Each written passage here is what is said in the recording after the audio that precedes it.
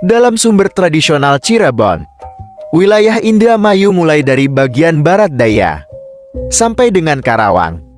Sejak era pemerintahan Sunan Gunung Jati tahun 1482 sampai tahun 1528 menjadi kekuasaan Cirebon yang sudah mandiri dari Kerajaan Sunda.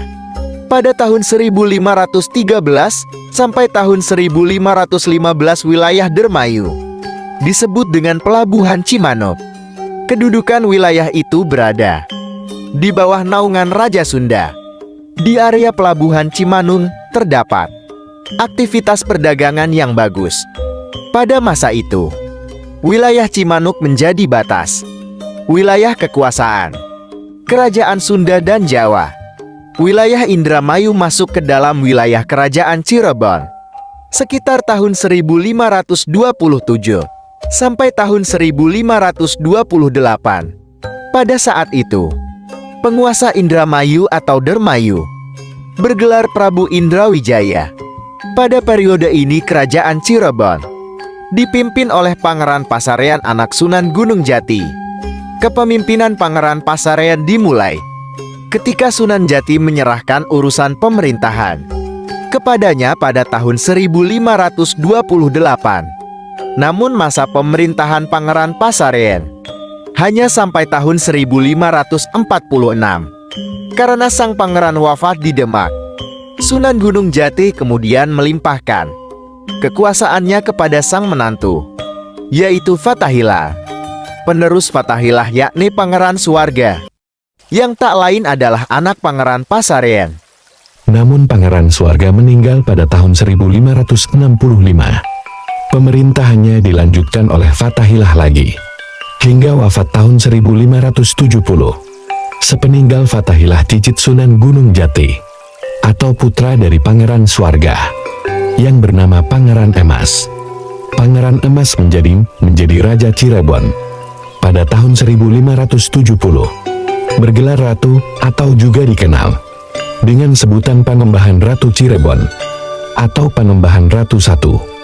Panembahan Ratu bertahta sejak tahun 1570 sampai tahun 1649, di mana pada saat itu telah lahir kekuatan baru di pedalaman Jawa, yaitu Kerajaan Mataram.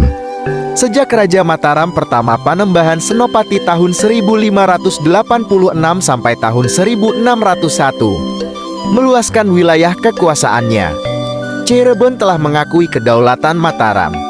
Pada saat itu, wilayah Cirebon membentangkan dari daerah Losari sampai daerah Indramayu. Panembahan Ratu I Cirebon dianggap oleh Panembahan Senopati Mataram sebagai gurunya. Hal ini mendorong sang Raja Mataram mendirikan tembok pagar di sekeliling kota setinggi 2 meter yang memiliki beberapa pintu gerbang pada tahun 1596. Jalinan persahabatan antara Kerajaan Mataram dan Kerajaan Cirebon berjalan dengan baik sampai masa cucu Panembahan Senapati Mataram, yaitu Sultan Agung. Pada tahun 1613 sampai tahun 1645, Sultan Agung memanfaatkan bandar Kerajaan Cirebon sebagai pangkalan militernya ketika hendak menuju Batavia. Pasca Mataram melaksanakan ekspedisi militernya menuju VOC di Batavia tahun 1628 dan tahun 1629. Kali Cimanuk Indramayu sampai dengan Karawang dijadikan sebagai basis pertahanan paling luar. Dalam Dagregister 20 Juni tahun 1632 dinyatakan, sejak tahun 1632 Sungai Indramayu menjadi arena hilir mudik kapal perang Mataram yang berpatroli dari Bandar Cirebon. Pada bulan Desember tahun 1632 pihak Mataram mulai melakukan penimbunan kembali bahan makanan dengan tujuan ketika musim kemarau tiba, sekitar 80-100 orang akan kembali menuju Batavia. Dagregister 11 Mei tahun 1632. Usaha ini berakhir ketika Kerajaan Mataram membuat perjanjian damai dengan VOC Pada tahun 1646 tepat setelah Sultan Agung meninggal dunia, pada tahun 1653 wilayah Indramayu masuk ke dalam wilayah pengawasan penguasa pesisir Mataram bernama Tumenggung Pati. Ia menguasai wilayah Indramayu sampai dengan Karawang. Namun pada tahun 1661 Kiai Tumenggung Pati dijatuhi hukuman mati oleh rajanya sendiri Sunan Amangkurat I. Dagrister 4 April tahun 1661. Pada tahun 1676 penguasa pesisir pantai utara Jawa adalah Ngabayi Singawangsa dan Ranggasidayu, dan penguasa pesisir wilayah Mataram. Untuk daerah pantai utara bagian barat dan timur ini merupakan penguasa pesisir terakhir yang membawahi para kepala daerah. Raden Wiralodra pasca penyerangan Batavia tidak kembali ke Mataram. Wiralodra lebih memilih menjadi saudagar. Aktivitas perdagangannya dijalankan di Batavia. Namun tempat tinggal utamanya di sekitar Kali Cimanuk antara tahun 1629 sampai tahun 1640. Kondisinya akan sulit dan berbahaya jika tinggal di Batavia, sebab antara kerajaan Mataram dan VOC baru diadakan perjanjian damai pada tahun 1646. Pada tahun 1647 Wiralodra tercatat sebagai salah satu lurah dari Pangeran Alit, adik tiri Sunan Amangkurat I. Wiralodra melarikan diri setelah peristiwa percobaan kudeta oleh Pangeran Alit terhadap Amangkurat I gagal. Kecenderungan Wiralodra berada pada pihak yang tidak sejalan dengan kebijakan Raja Mataram. Pasca ekspedisi ke Batavia, Wiralodra memilih menanggalkan kesetiaannya pada Sultan Agung. Wiralodra lebih memilih mengabdi kepada Pangeran Alit. Hal ini juga pernah dilakukan oleh sang putra mahkota, Pangeran Adipati Anom. Pangeran Adipati Anom meminjam tangan Pangeran Trunajaya untuk mengakhiri tahta ayahnya sendiri yaitu Amangkurat I. Ketika Pangeran Adipati Anom Mataram naik tahta, mendapat gelar Susuhunan Amangkurat, Senopati Ingalaga, atau Sunan Amangkurat II. Raden Wiralodra pun diberi amanah menjadi kepala para bupati, yaitu Bupati Pesisir di Indramayu. Wiralodra setelah tidak lagi menjabat lurah, kemudian kembali ke Bajolan. Wiralodra kemudian kembali lagi ke Indramayu dengan membawa saudara-saudaranya pada tahun 1678 sampai tahun 1681,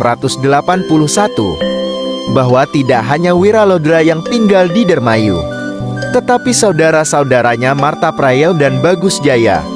Kepemimpinan Wiralodra di Indramayu adalah tentang kesetiaan kepada Kerajaan Mataram. Pada saat itu, Kesultanan Banten sedang giat merekrut para bangsawan agar mau menjadi pengikutnya. Salah satu keluarga dari Keraton Cirebon yang berhasil direkrut adalah Pangeran Suradimanta atau Jayadiningrat. Pangeran Sudiraman menjadi kepala suku penduduk Banten di Indramayu. Selain Kiai Arya Suradimarta yang ditempatkan di Indramayu oleh Sultan Banten, adalah Kiai Demang Lodra Antaka dan Tumenggung Lodra Manggala. Terdapat dua nama penting dari Sumedang yang cukup terkenal, yang membuat kerepotan pihak VOC, Mataram dan Cirebon. Pertama, Rangganitinegara alias Wangsatanu. Rangganitinegara berasal dari keluarga Pangeran Sumedang. Dua, Siliwidara atau Ciliwudara yang disebut perampok oleh pemerintah tinggi Batavia karena memimpin serangkaian perebutan desa dan pembakaran di wilayah Pegaden, Pamanukan, Indramayu, dan Cirebon. Siliwidara adalah saudara bungsu Pangeran Rangga Gempol III Sumedang. Siliwidara lebih memihak Kesultanan Banten daripada harus tunduk di bawah Mataram yang telah bekerja sama dengan VOC. Gelar resminya adalah Dipati Cakradilaga. Di samping Rangganitinegara dan Ciliwidara, Ada seorang penggawa Sultan Banten bernama Waduaji. Waduaji juga diketahui pernah menjabat lurah Dermayu. Keberanian Wiralodra menjaga kedaulatan kerajaan Mataram kelak akan membuatnya menjadi penguasa Indramayu yang dikenal seluruh masyarakat. Wiralodra berkedudukan di Dermayu jauh dari pusat Kutaraja Mataram yang diserang pasukan Trunajaya, tetapi dekat dengan wilayah yang dikuasai Kesultanan Banten, yaitu Kali Cimanuk. Raden Wiralodra pernah mendapat gertakan dan bujukan dari Kiai Arya Suradimarta untuk bergabung dengan Banten dan meninggalkan kerjasamanya dengan orang-orang VOC. Namun Wiralodra bersikap tegas dan berani, menyatakan tidak ada tuan selain Susuhunan Amangkurat. Alasan Wiralodra bekerja sama dengan VOC, karena VOC akan membantu Susuhunan Amangkurat. Adapun lokasi yang dipilih oleh Wiralodra, yaitu terletak sebelah barat Kali Cimanuk, Dermayu Sabrang Kulon. Sabrang Kulon Kali Cimanuk. Wilayah itu disebut dengan Dermayu asli. Pada periode selanjutnya, pada tahun 1679, ada perluasan wilayah setelah masuknya wilayah Kandanhaur.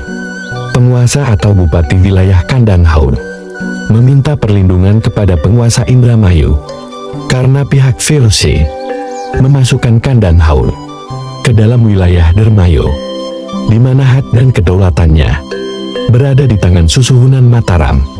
Keterangan di atas menunjukkan bahwa sejak tahun 1679, ketika Bupati Kandanhaur meminta perlindungan kepada Wiralodra, wilayah pengawasan Ngabehi Wiralodra meluas sampai dengan Kandanhaur, wilayah barat Dermayu. Wilayah administrasi kekuasaan Ngabehi Wiralodra kemudian mengalami perubahan kata secara berlahan menjadi Indramayu yang dilakukan oleh para juru tulis administrasi pemerintahan Hindia di Batavia. Dalam tulisan-tulisan tangan para kerani Kastel Batavia yang terangkum dalam Dagrister, konsistensi penulisan mulai muncul pada tahun 1706. Hal tersebut dapat dilihat pada dokumen resolusi yang dikeluarkan pemerintah tinggi tentang pengaturan administrasi tanah, Priangan tanggal 15 Maret tahun 1706.